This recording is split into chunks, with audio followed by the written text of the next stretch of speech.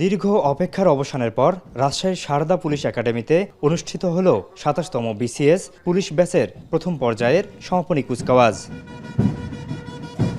রোববার সকালে অনুষ্ঠানে প্রধান অতিথি হিসেবে কুচকাওয়াজের অভিবাদন গ্রহণ প্যারেড পরিদর্শন করেন স্বরাষ্ট্রমন্ত্রী সালাউদ্দিন আহমদ। বক্তব্যে স্বরাষ্ট্রমন্ত্রী বলেন, সরকার দুর্নীতির বিরুদ্ধে জিরো টলারেন্স ঘোষণা করেছে।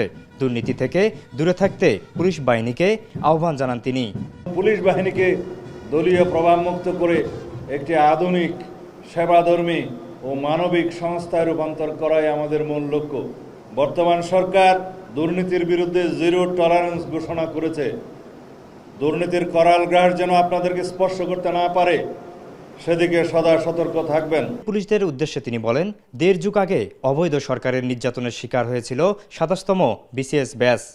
আপনারা সমাজে ন্যায় বিচার ও আইনের শাসন প্রতিষ্ঠায় এক গুরুত্বপূর্ণ পরিবর্তনের সৈনিক। আইনের প্রতি অবিচল আস্থা ও দেশের নাগরিকদের প্রতি দায়িত্ব ও জবাবদিহিতাই হবে আপনাদের কর্মের মূল ভিত্তি। পরে সাংবাদিকদের সাথে মত বিনিময়কালে মন্ত্রী জানান, মতিঝিল ও আশুলিয়া সহ বিভিন্ন জায়গায় বোমা ও বোমা সদৃশ বস্তু পাওয়ার বিষয়ে পৃথক তদন্ত চলছে।